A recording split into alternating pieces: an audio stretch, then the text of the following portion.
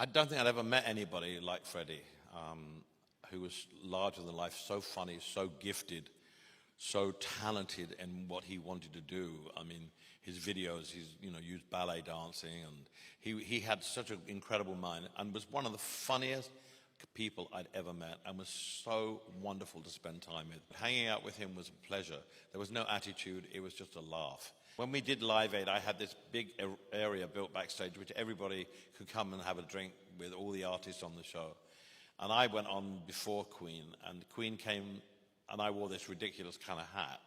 And Freddie came back, and they completely trounced it. I went, well, I said, no one need go on now, Freddie. You just completely and utterly swept the board, and you were absolutely brilliant. He said, yes, darling, we were. And what were you wearing? You looked like the Queen Mother. And I did. But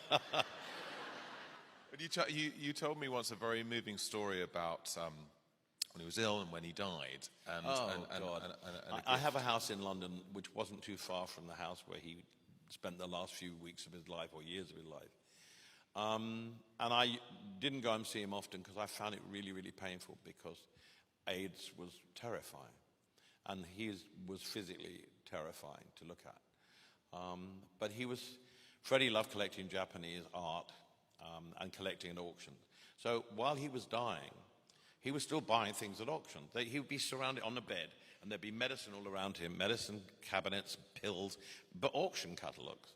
And it was astonishing. I thought, this is amazing. This man has such a love of life that he's not thinking about dying whatsoever. He's still thinking about living.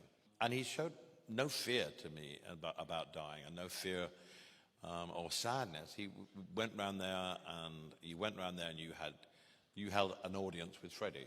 And I collect a painter called Henry Scott Tuke. At Christmas morning, Tony King, again, who's a link in my life, came and gave me this pillowcase. And his drag name, my drag name is Sharon, as you read in the book. And he was Rod Stewart's Phyllis, and we've all got drag names. David Bowie never had one. He was always Mrs. Bowie, and Mick was always Mrs. Jagger. But Freddie was Melina, as in Melina Mercury, the Greek actress. And in this beautiful pillowcase was this watercolor of Henry Scott Tuke.